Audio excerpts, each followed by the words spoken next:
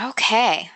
So, for the first leg of our lecture, we're going to be talking about your careers, but not in the sense of what you want to do, more of what we're really going to be focusing in on our reason, our why for doing what it is that you want to do. Really zeroing in and discovering our purpose, or if you feel like you've already discovered it, maybe kind of voicing it out loud and just sharing it with other people. Um, and talking about it so that it becomes more concrete about why we really do what we enjoy doing.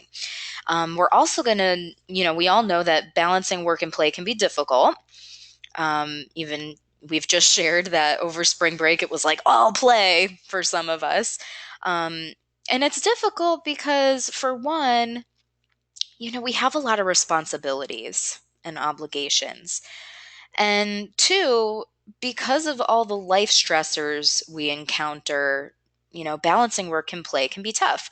Sometimes daily life just really takes a toll on us and we don't want to do anything but rest.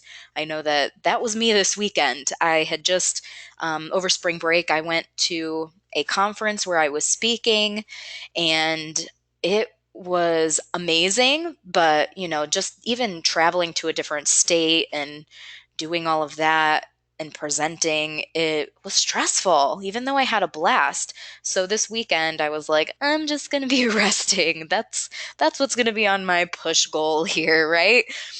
But even good stress still has an effect on us. And it also turns out that stress is really largely driven by our perceptions of it. And usually, these perceptions involve us thinking that something is either unfair or out of our control or stopping us from attaining a goal. That's when it can be seen as like a negative type of stress. So, we're going to talk about that. We're also going to be talking about how to manage our thoughts and our actions so that our lives can really be less stressful and they can be more balanced, because that's ultimately what we're looking for. We're looking for balance in all things. And then for the second leg of our lecture, we'll talk about creative thinking and that whole process so that we can break down the barriers to creativity and ultimately have success in our creative fields, right? Because that's yet another thing that we're aiming for. So, our journey today, we're going to start off by looking inward, and we do a lot of that here in the psychology of play, right? I think I had some students share that they really never looked at all of this stuff before when it came to, why they play and just how play has shaped them. We look at our past history with play and how it has shaped our decisions. And really, our skills, our values, and our other passions also develop along our journey, and they're going to continue to develop too. So, in this lecture, we're going to be looking at our core values, the golden circle, the ABCDE method. Some of these may be sounding familiar if you've already started diving into the reading. And we're also going to review the work, play, fit, push plan that we've used all month.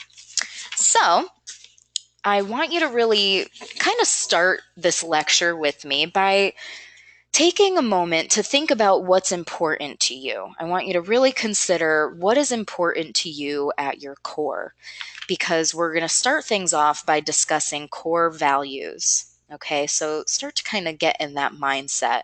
And when I ask you to, I'm going to ask that you share if you feel comfortable sharing what your core values are. So I'll let you know when to do that in just a moment. So, when we talk about the definition of like a value, it's really you're thinking about what's most important to you. It could be a standard of behavior of what, in your opinion, is the most important in life. It could be something of worth or usefulness. It could be even a quality of something. So, just to kind of get a little bit deeper, um, we're going to ask, what are my core values? And really sometimes it's not always easy to identify these things. So I'm going to ask some questions for you, to kind of help you consider these things when you're doing the self-reflection. Some of these questions might help you get there. Okay. So The first thing is, what turning points have you had in life? And when we're thinking about turning points, what type of life events have shaped you as a person that have maybe made you unique? Um, what highlights or powerful moments or compliments from other people had a really big impact on you? And then anger triggers. And this one helped me because I really had to think about like what's going on in the world right now or maybe around me that makes me angry. And as someone who I usually don't get angry, I don't have that strong of a feeling with people to, I don't get angry. I don't know. But I, or at least I thought that until I asked this question of myself. Um, and when I sat there and thought about, like, okay, what's going on in the world around me that does make me angry? And if things are coming to mind, it's probably because you value them. So that kind of helped me identify some values. For example, if you value freedom, then you'll become frustrated or angry or even sad when your own freedom is restricted or if you see somebody else's freedom being restricted. So that's one way to look at maybe this is a core value for yourself. Um, Value transmission, and that's another exercise where you ask yourself, which values would I like to pass on to other people? Like, future generations. What do you want to be remembered for? Needs. What is it that you really value? What do you need to be happy in this life? And beliefs. What do you believe to be true about life? Maybe this is something like a motto that really kind of encapsulates the way you live. Maybe it's a quote that it really resonates with you. So these are some of the things that we should be asking ourselves when we're doing a self-reflection on our core values like we're doing right now. So if things really aren't coming to mind still, just to share some common core values with you, I mentioned freedom before, right? Respect, choice, independence. Who in here also took the character strengths survey? Do any of you remember that? It was in week 2. Okay, Lauren did and Devin. So the things that you had received, like the answers that you received from that survey, that can also point to you a little bit about what you value. So when I take that assessment, usually and it changes every once in a while, but typically what shows up on there is love. I value honesty, an appreciation of beauty and excellence in the world, fairness. What's another? Oh, a love of learning. Clearly that fits me. Just as a forever student myself and then as an educator too. So with all of that said, and we've kind of gone over um, these questions here, what are your top 3 values? I usually ask for top 5, but I know that sometimes that could be like, oh man, 5. So let's maybe narrow it down to top 3. Oh, Robin, you had it right away. So for Robin, it's honesty, your health, and nature. Nice. Honesty and respect for Lauren. Wonderful. What else? And another reason why I ask you guys to really share is because typing them out and verbalizing them really puts them at the forefront of your mind. And I also want you to be able to see, like, what is it that everybody else is valuing? Because it might not have come to you, but you might see somebody else write it down and be like, oh, yeah, definitely, that's something on my list too. So when I say top 3, like, write your top 3, but then I also really want you to be thinking of your top 5. Let's see. Tracy said respect, honesty, and freedom. Yes. Devin says kindness, laughter, and honesty. Yeah, and Lauren, it is hard to think of at first with your why. So I don't want you to feel alone in that at all. The whole reason why we're talking about that in this class is because people usually don't focus on this. and we don't ask these tough questions. So this is all about growth here and really being able to go forward with these self revelations, really. Mari says honesty, loyalty, and quiet or peace. Very nice. Michael says humor and freedom and enlightenment. I love the addition of humor there. I would definitely say that's in my top five. Same with Robin. So I love it. Um, like I said, freedom is big with me. Um, let's see. Lauren says, in creative presentation, we had this, and I just couldn't get it, but I'm now understanding what they were asking. And Lauren, you really hit on a very important point as to why we do have some overlap in our material. So we talk about, and I'm going to get to this in just a moment. It's actually the next thing we'll be talking about in this lecture, but um, the start with the why, the golden circle with Simon Sinek. And you did review this in CRP, but sometimes we have, it's all about that, iteration and the repetition, that maybe you're in a different place to where either your why is shaping into something that fits you more, or after going through all of the material and all of the self-reflection in this class, now you're able to really solidify your why, and it clicks. So it's awesome that you're experiencing that, because that's the very reason why we have this threading in between the classes. So I'm glad that you're giving me an example of it working. So that's awesome. Michael also wants to add balance and kindness. Devin's adding freedom and respect. Yeah. Awesome, you guys. And if you didn't feel comfortable sharing, that's fine, but I don't want you to skip out on this activity. Really take a moment to write it down for yourself. Maybe even hang it on a wall, somewhere where you can see it, so that you can, you know, really have this be a focal point for yourself. Because the next question I want to ask is, what are you doing in your life right now that reflects your core values? And some people say, oh, well, man, I'm not doing anything that reflects my values. And we really have to kind of look at our actions then. So if I say that I value a love of learning, and yet I'm not taking any time to read or educate myself on different issues that I'm interested in, or I'm not, making the most of my education, then it's not congruent. And so by writing down these core values, we're able to kind of use it as keeping ourselves in check in a way. Or if I say I value honesty and then I'm not being honest, we kind of have to hold ourselves accountable, right?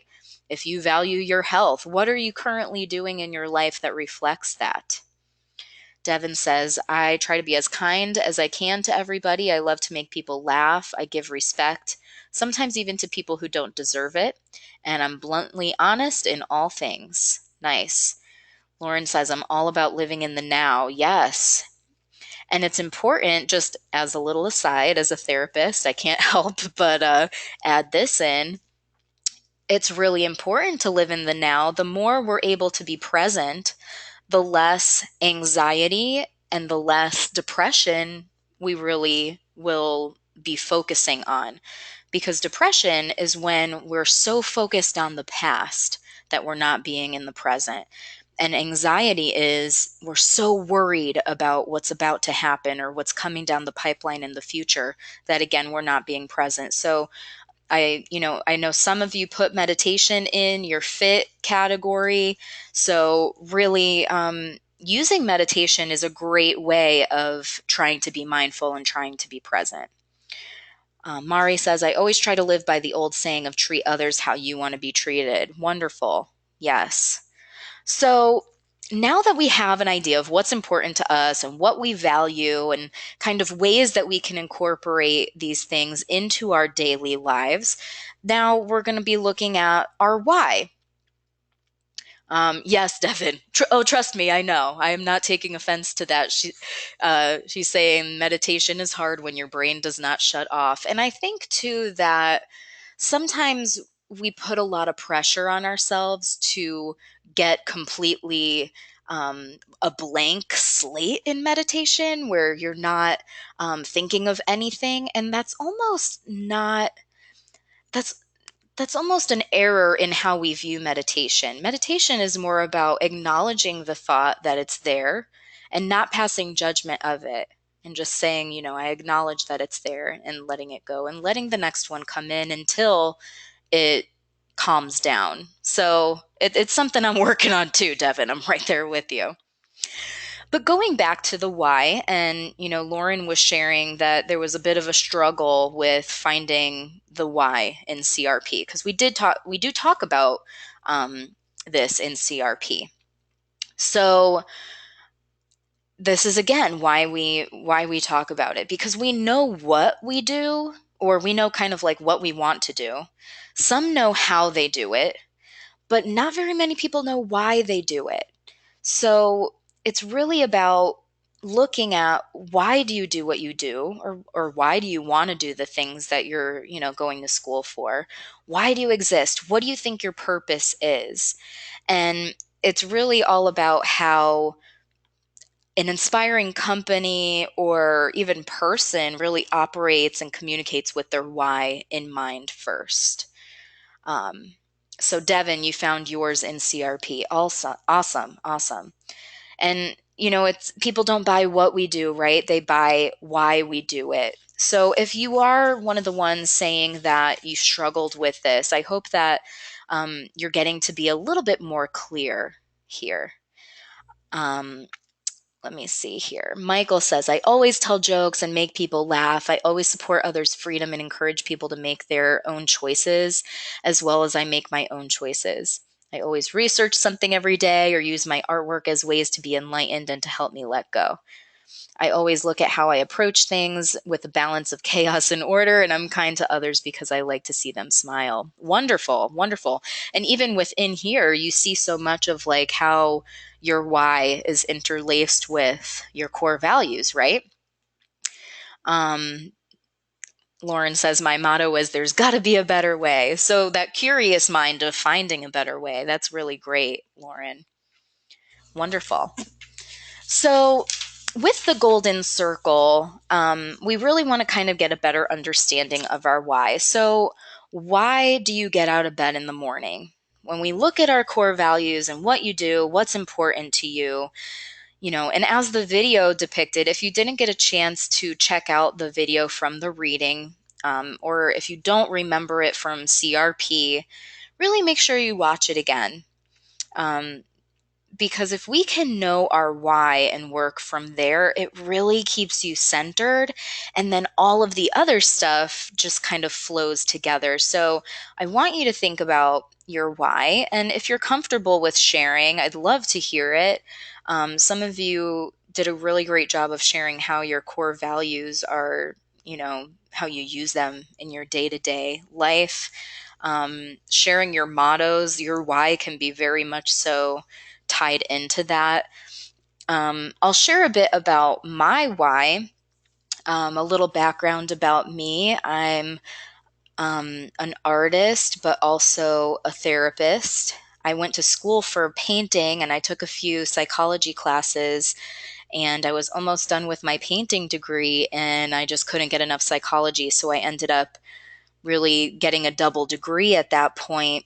And I found out that counseling is so much more than just advice. It's so much more than that. And so I went on to get my master's in counseling and eventually my PhD as well. There's that love of learning, right? That forever student. So as a therapist, I really feel like my purpose is to help other people find theirs. So this material of week 4 really goes hand in hand with what I feel like I'm put on this earth to do, to help people really find their reason and to overcome obstacles that might be getting in the way of them, fulfilling their purpose. So that's what I feel my why is. Robin says, I think one of mine is curiosity. Nice. So, does anybody else have a why that they want to share? Remember, you can raise your hand too if you're comfortable with doing so. That's fine as well. Let's see, Devin, I'll go ahead and unmute you. Okay. Hello. Hi. All right, so I was actually in the middle of typing mine, but I figured it's way too long to type. Um, so I originally started mobile development as just a thing. Like I saw it as potential rather than something I wanted to do. I originally wanted to get into game design. Mm-hmm. So in CRP, the Mrs. Person was like, well, find a reason that, what kind of reason do you have, like in that big bang project? And as I'm going through the project, I'm realizing more and more what I want to do and why I want to do it. So I love to make people smile. I love to make people happy and at peace and not stressed, basically. Because that's my whole life is just stress and craziness. um, Being able to watch people, for instance, play a game and suddenly their whole outlook changes, that they're smiling or they're less stressed because they're killing people. um, but if I want to bring that kind of feeling into mobile gaming. So instead of whatever-ness we have, I want to be able to bring the peaceful feelings that, well, maybe not so peaceful depending on what game you're playing. But I want to bring those kind of feelings into a mobile game. That way you can play wherever you go Mm-hmm. versus at home on a TV or with a like with an actual little gaming device. Everybody has a cell phone, or practically everybody. So why can't that be on a mobile device? Mm-hmm. So really making it accessible. Yeah. Awesome. Thank you so much for raising your hand. I love it when I'm able to get you guys on the mic to share because, and like you said, you were typing it out, but typing all of that would have taken a while. So, Forever. yes, exactly. So, thank you, Devin. I appreciate it. No problem. Okay. So, and I think that really the thought process that Devin shared is something that we all kind of need to look at too. Maybe just hearing, what was shared as far as her process goes can help, that help you come to your own conclusions about how that connection to your career path goes hand in hand with your why. So thanks so much.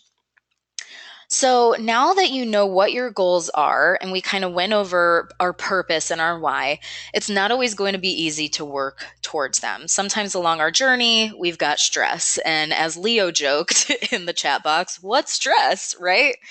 I think that we're all pretty familiar with what stress is, and these stressful situations could lead to really self defeating thoughts, especially when the going gets tough. So, stress, as I mentioned in the beginning, is really largely driven by our own perceptions. And these perceptions involve us thinking that something's unfair or out of control, or out of our control, rather, or that it's getting in the way of us getting to where we want to be. So, this is a model, a method that I use a lot with my clients, and I use a lot myself as well. And it's really helpful in those moments when your perceptions are not benefiting you in a positive way. So it really lets you take ownership of your thoughts and your feelings, and your reactions too. So it's a really important skill to build for when life does throw you those curveballs. So we'll go through each letter, and then we'll also do a little example too. So A is the adversity, and it's the problem or the situation. It's basically what happened. What's the bad event? Okay. And as I'm going through these, it might even benefit you to think of something when life threw you a curveball recently, and think about the A, B, C, D, E throughout. Okay. So It's the bad event, it's the adversity. Then B is your automatic thought after the bad event. So, what did you automatically think when it occurred? And when you're thinking about B, you're looking at your thoughts. You really want to separate your thoughts from your feelings here. Okay. Then you've got C, and this is what occurred based upon your automatic beliefs. So we're talking about consequences. Okay. So, what's the consequence that you had for having this thought? How did this belief influence what you'll do next? And then D, disputation. This is where you challenge those irrational beliefs and the negative thoughts, and you really think and you ask yourself, how accurate is this belief? Are there any other possible options? Is this situation changeable? And then E, energization. And that's the outcome that you have after you disputed the negative thoughts. So, how did you feel? What were the positive effects of disputing the problem? Can you let it go now, for example? Okay. All right. So, let's wrap up our chat about the games and let's focus on the ABCDE method for this example because I want to make sure that you all get this. Not because it's, well, it is on your test for the brain teaser if you haven't taken that yet, but it's a really big tool that I want you to all have and know how to use in your toolbox for when you leave this class because things are going to get more difficult as you get into your future courses. So here's an example. Adversity. Let's say I got a flat tire on the way to work. Okay, so maybe my belief to go with that, and remember, we're focusing on our thoughts. This kind of thing always happens to me. Why me? So that's a negative belief. And for some of you, these might be automatic negative thoughts. If this is like a typical, way that you react to adversity and you've got automatic negative thoughts, then this is the tool for you. The consequence, now I'm going to be late to work. These are all thoughts too, actually. I want to update this slide for clarity. Now I'm going to be late to work. That's a belief. My boss is going to get mad. He's going to fire me. That's all belief too. So the consequence here is, really, how is this belief, how is this thought influencing you? Well, I'm paranoid now, right? I'm worried and I'm anxious that even though this was out of my control, I'm worried that I'm going to lose my job and that somebody's going to be looking at me like I, didn't show up to work on purpose and I'm going to get fired. Okay, so the feeling, I really want to add feelings in here for the consequence. The consequence is I feel horrible and I feel anxious. Okay, disputation.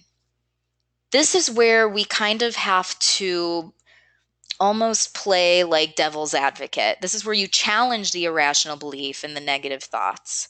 And yeah, we are really hard on ourselves, Lauren. Absolutely.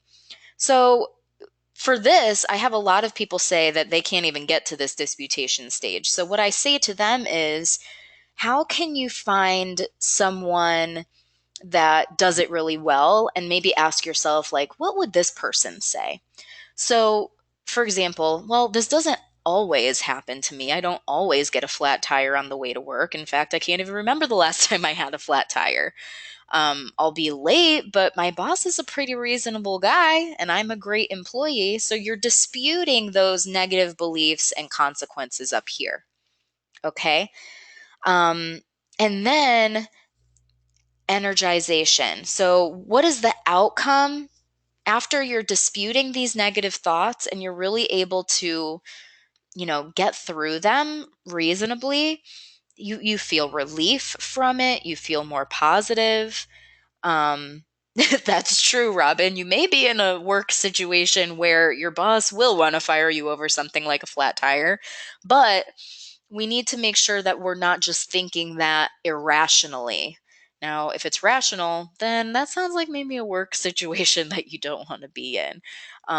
But yeah, Lauren, like you're saying, a lot of times we expect the worst.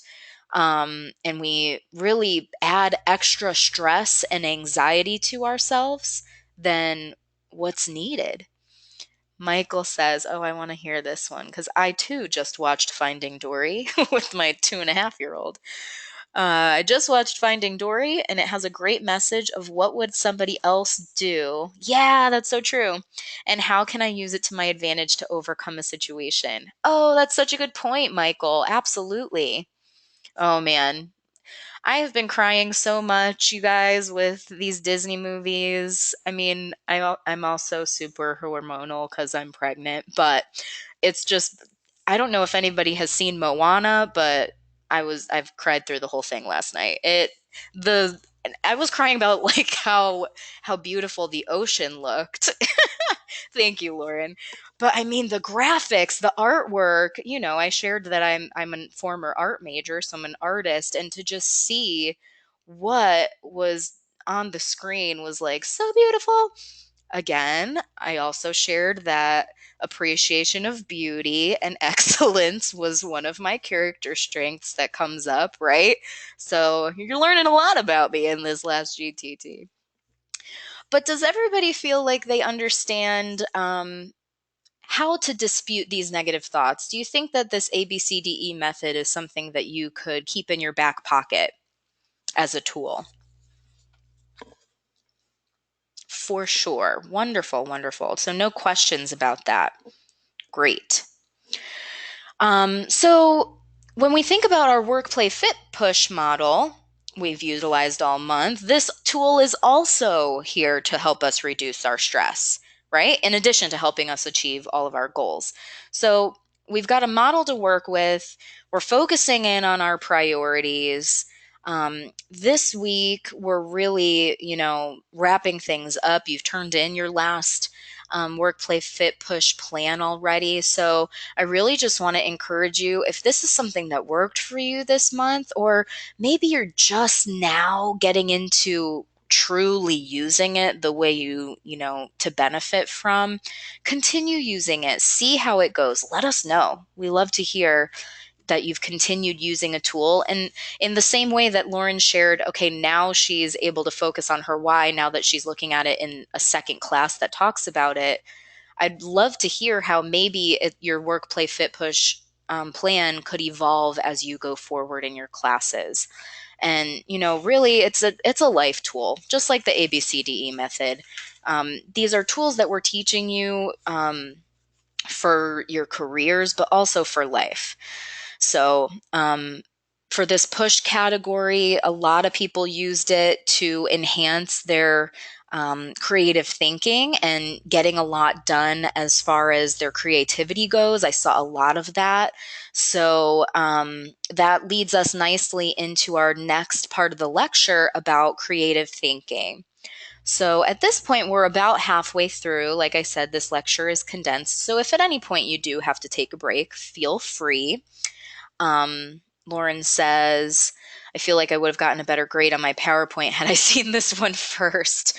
Yeah, it's tough. We really have to, well, yeah, you're so focused on creating the perfect, or not even the perfect, but a great presentation, that maybe the content does need to be repeated. So that's one of the reasons why we go over it again. Um, yeah, Dane, no problem. If you have to leave early, know that this is going to be recorded so you can watch the rest. Thank you, Devin. I appreciate it. And I'm glad to hear, Devin, that your organization has gotten better too.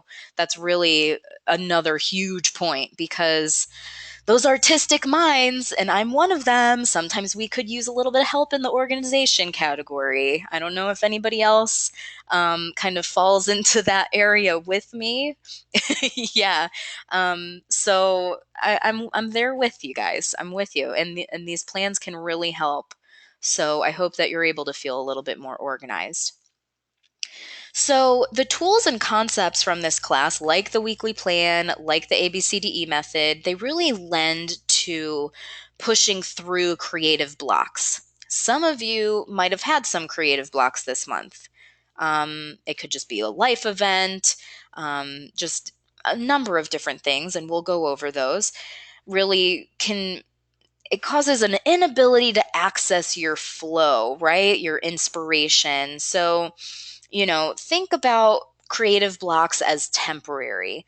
Um, but really, creative blocks can lend to anxiety, self doubt, self criticism. So we really have to revert back to our lessons in positive psychology and reframe those blocks as growth. So, has anybody, when we're thinking about creative thinking, when we're thinking about creative thinking and creative blocks, was anybody able to um, really get anything done creatively this month? I know that I saw on some people's work, play, fit, push plans that there was some creative work being written down too. Did anybody create anything pretty cool, either getting started with it? Okay, Devin started learning coding. Awesome.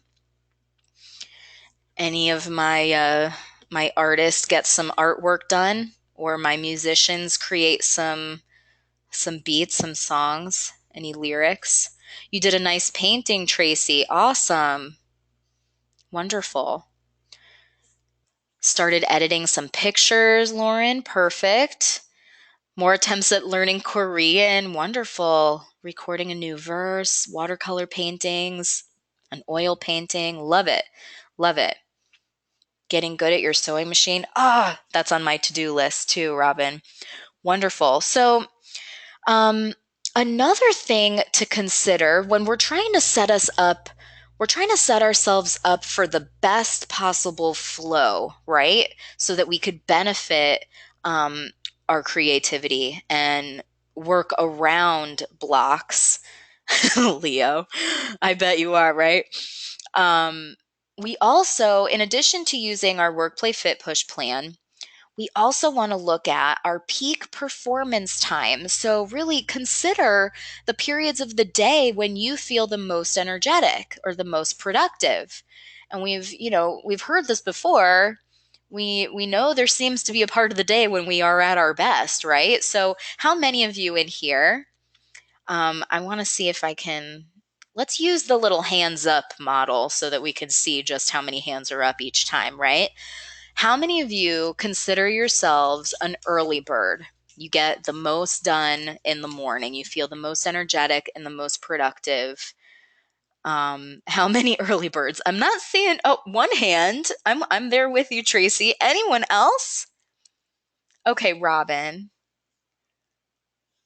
So two early birds, and Devin's laughing.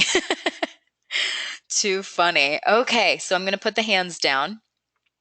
And then who in here are my night owls? Let's see those hands. Devin's a bear.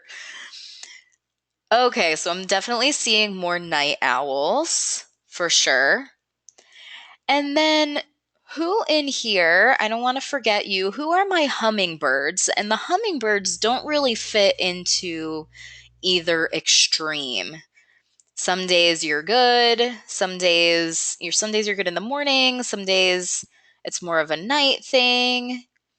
No, Mari, you're definitely a night owl. Okay, so Leo, you kind of dabble in between both. Wonderful. I myself am definitely an early bird. I wake up around 7:30 every day, even on the weekends, whether or not I want to or not. Even before I had my daughter, my body clock just wakes me up this early. Um, yeah, I know it's kind of a pain, but at the same time, I know that I'm more productive in the morning, so um, and I really do like to watch the sunrise. So what do? I clean up around the house, I answer emails that I received from the night before. I get a lot done in the morning. Now, if you were to ask me to do something like, let's say 4 o'clock, 5 o'clock, forget it. Like, especially now, I'm like going home and passing out. So, Devin, yeah, I used to do that too. I used to do that too. Too funny. So it's important though to know our peak performance time, to know if we're a morning person or a night person, or maybe even both, um, because we need to know like when we're the most energetic, when we're the most focused, so that we could take advantage of those times to take on creative and challenging tasks. Okay, so really narrow in on your peak performance time. So Devin shares, I do most of my homework after 6 p.m. So you kind of have a time frame there. So that's awesome. Um, and maybe it's looking at when am I most creative too. So if you need to be doing something creative, like game design in some way, or you're writing music, or you're coming up with a creative idea, you also want to know that time frame too. Okay, so again, we're trying to set ourselves up not for failure, but for success. And then it helps you, I don't know, you're happier. It just works out better. So we also need to pay attention to the things that distract us. And those things kind of go back to those creativity blocks that I mentioned earlier. So interruptions can be extremely challenging, right? So, and I'm sure we've all experienced some type of interruption. So, we're going to take a little play break and get creative because that's what this end of the lecture is all about, creativity. We're going to talk about how to avoid or minimize interruptions, especially during those moments of flow when we're really into what we're doing. So, for the following images, I'm going to show you a few of them. I just want to hear a creative suggestion for how you could avoid or maybe even just minimize these types of interruptions. Now, this first one is my last couple of classes have gotten, they were a little, um, well, I don't know. Let me just see how it goes and then I'll let you know what I was going to say. Okay. First one up. Children, what's a creative way or a creative suggestion for avoiding this distraction? See? Okay, Leo says lock them in the closet. That's kind of the way, the direction that my previous classes took. I was like, this is a little bit, these are ideas that we should not take. Send them to grandma. There we go, Robin. That is definitely one that we don't need to worry about having Child Protective Services called upon us. Okay, so we've got video games, daycare, send them to the sitter. Oh, Timothy, load them up with snacks. There you go. Not have any, Tracy. So don't have kids at all. Devin said the same thing. Oh, you guys are so funny. Morning cartoons. So if you are, and who are my parents in the room? Anybody have little ones where they might be distracting you? Lauren. Oh, 6 months. Yeah, that's tough. Okay, so not a lot of parents. It goes either way with these online classes. We have sometimes a lot of people who are parents, and that's why online works best for them, and then other times we don't. Or like Tracy, people with grown children as well, going back to school. Wonderful. Yes. Okay, so for some of you, children might not be a block, a creativity block, and for some of you, they might be. So the ideas we had in our little play break here were lots of snacks or send them away, right? Or distract them. Okay, how about not having a private space to work? Who in here has a ton of roommates? Or maybe even just has pets that come and sit on top of your laptop? Both, you have both. Yeah. So, what is something that you could do? Mari says, I put on headphones and I zone out. What else? Devin says you could go to the park. 5 dogs and 2 roommates. Woo, Lauren, you got a full house. Been there. Coffee shops, yes, they are a great escape. I love working at coffee shops. Close your door, go to the library. hmm And I mean, I'm sure most of you are familiar with like noise canceling headphones and how wonderful those can be. Yeah, Leo, we do still have libraries. Imagine that. The do not disturb sign, go to a friend's house. Yeah, and maybe going to a friend's house will help you be more creative because some of us work better in environments with other people, whereas others need to kind of be away. So, yeah, unless they have kids.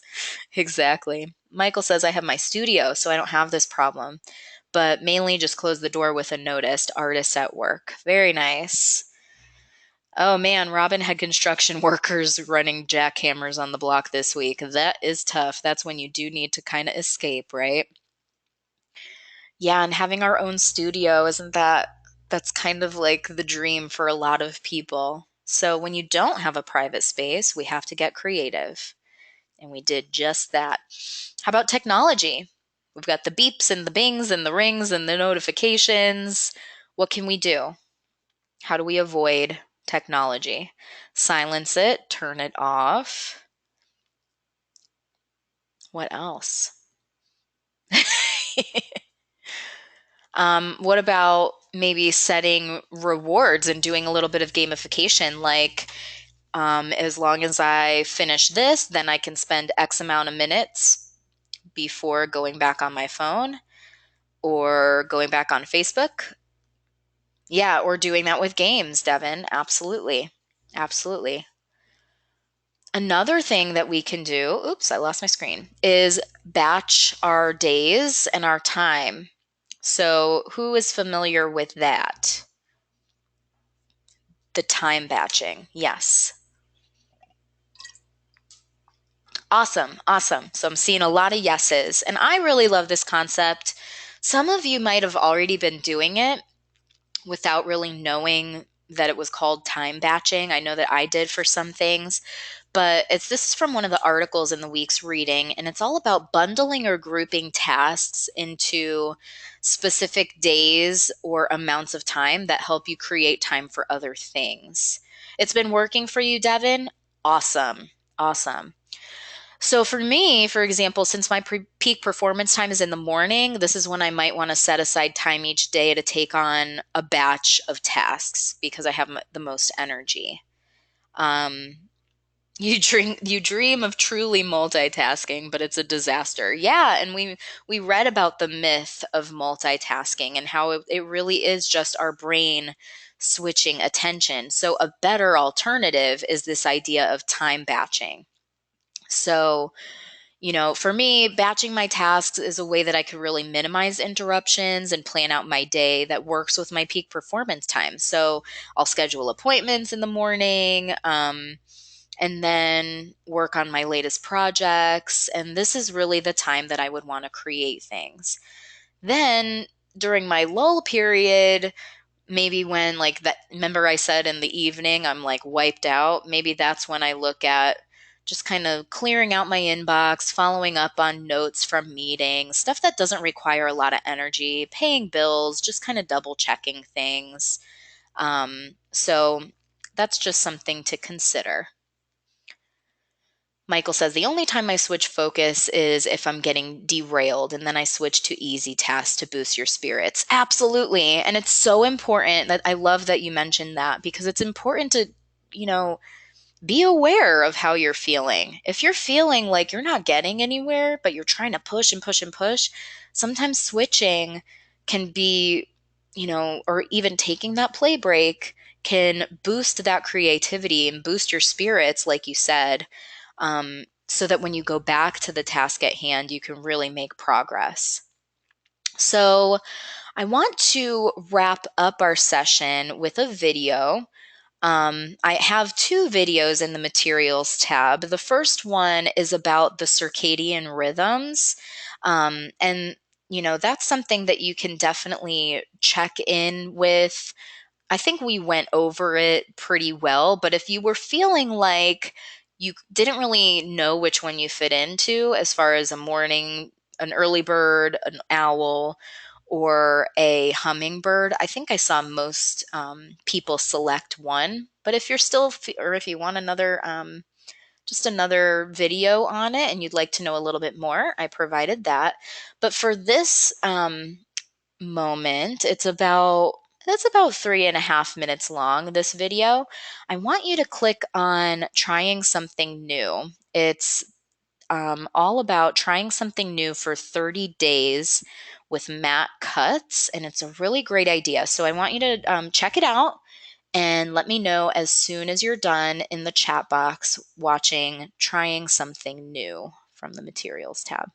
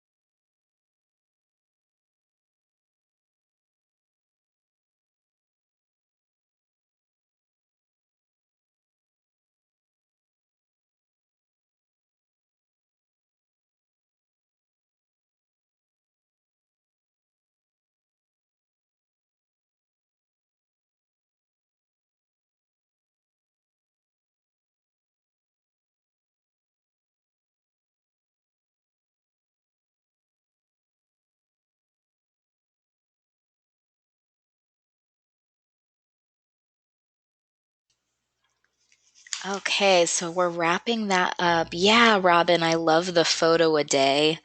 Um, I've tried doing that myself. It really helped me get better with my photography too. Lauren says, that's kind of what I did with enrolling in school. I haven't been in college in years. Yeah, so when we're thinking about trying something new for 30 days, maybe as we're wrapping up psychology of play, you could make it a goal to play every day for 30 days and include it in your schedule. Maybe you can make it a goal to use the ABCDE model a few times a day and until it becomes like a natural thing for you. If you really liked the photo a day, maybe do that. Um, I really loved the push goals that some of you have shared. Learning a new language is amazing too. So, what ideas come to mind for you? Michael says, I really enjoyed this talk. I was also going to do the photo a day soon as well. I'm trying to focus on a different medium from painting, so wanting to try photography. Awesome. Also, been looking at traditional methods that don't require a dark room to experiment with taking photos. Yeah, I mean, even just diving into a new hobby and having a little bit of something to do with it as far as like dabbling with it each day for 30 days, it can you can really make a lot of progress in 30 days. It can become part of your schedule in 30 days. Devin, yes, giving up soda. There's also things that you can give up. Like, I recently went on a social media fast, and I just found it to be really helpful for myself because it put things into perspective of how much time I kind of spend just scrolling through um, without really getting anything out of it and just looking at how much time goes into it. Yeah, remember when there was no social media? Going vegetarian. Yeah, these are all things that you could try. Even if they don't stick, it could be something that you try. Just finding something that benefits you. Think about the things that you've included in your push category and maybe consider making that a 30-day challenge for yourself. Um, Remember, you're going to want to make small, sustainable changes, and you want it to be things that you could keep doing. That way they are more likely to stick.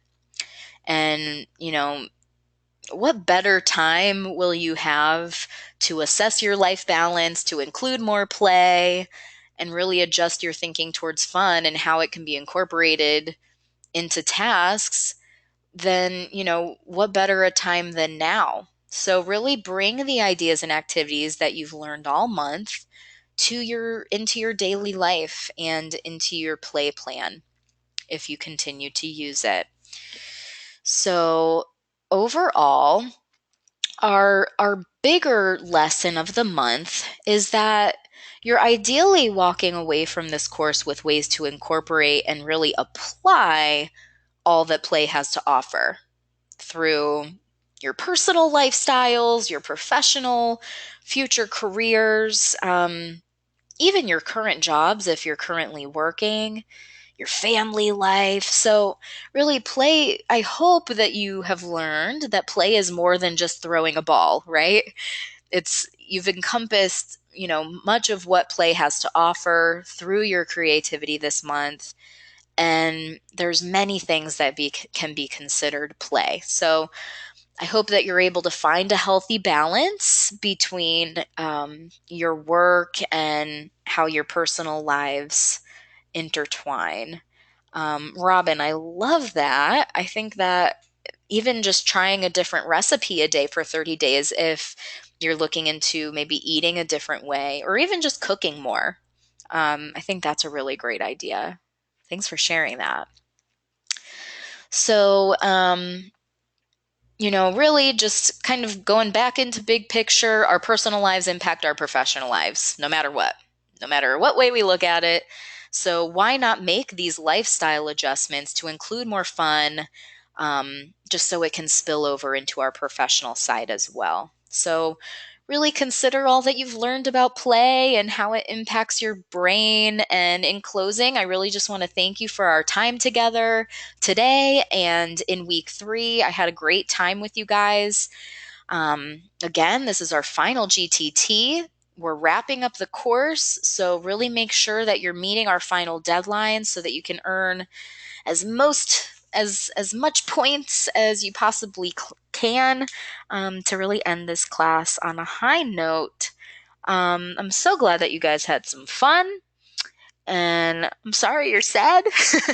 I'm always sad to wrap things up, and then we ever so quickly start a whole new month the very next week. So keep that in mind too.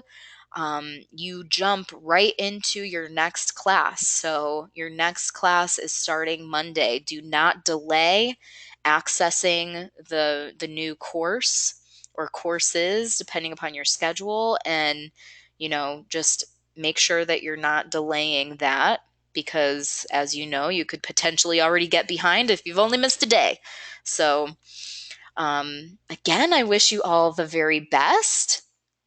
And if you have any questions or need anything, please know that we're here for you throughout, your time. And I wish you all the best of luck. Have a great day. Thank you.